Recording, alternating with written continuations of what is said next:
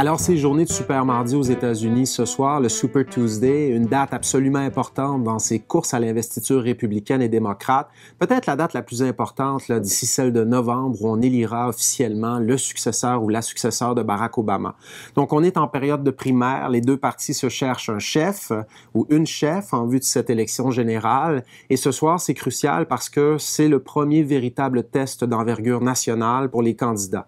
Du côté républicain, on sait qu'il y a 3 candidats surveillés, Donald Trump, Marco Rubio et Ted Cruz, alors que du côté démocrate, il y a 2 candidats surveillés, évidemment les 2 restants, Hillary Clinton et Bernie Sanders. Donc une douzaine d'États se prononcent ce soir, un peu partout aux États-Unis, le Texas, la Virginie, la Georgie, le Vermont, le Massachusetts, le Minnesota et d'autres.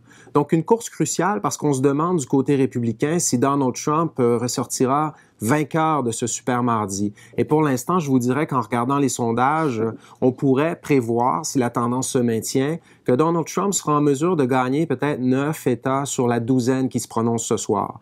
Donc le grand défi pour Marco Rubio et Ted Cruz, c'est de gagner une de ces courses. Ils ont eu de la difficulté jusqu'à présent, surtout Marco Rubio.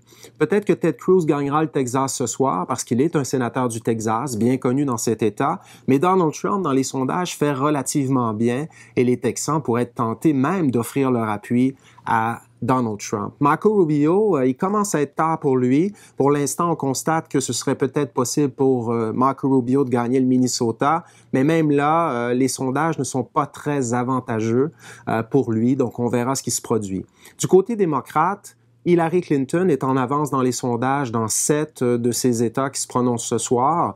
Bernie Sanders devrait être en mesure de gagner certaines courses dans le sud des États-Unis s'il veut projeter l'image d'un candidat viable en vue de l'élection générale de novembre. Pour l'instant, ça a été difficile pour lui de gagner des courses dans le sud. On l'a vu en Caroline du Sud, il y a quelques jours.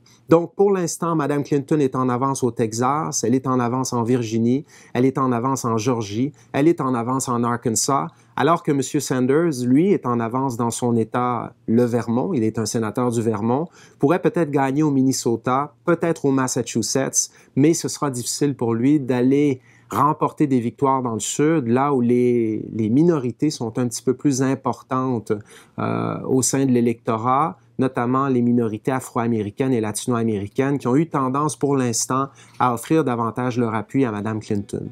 Donc ce sera une soirée absolument cruciale. On vous invite à discuter avec nous tout au long de la journée, tout au long de la soirée, sur Twitter en utilisant le mot-clic États-Unis 2016. Je vous souhaite une excellente soirée du Super Mardi et à bientôt.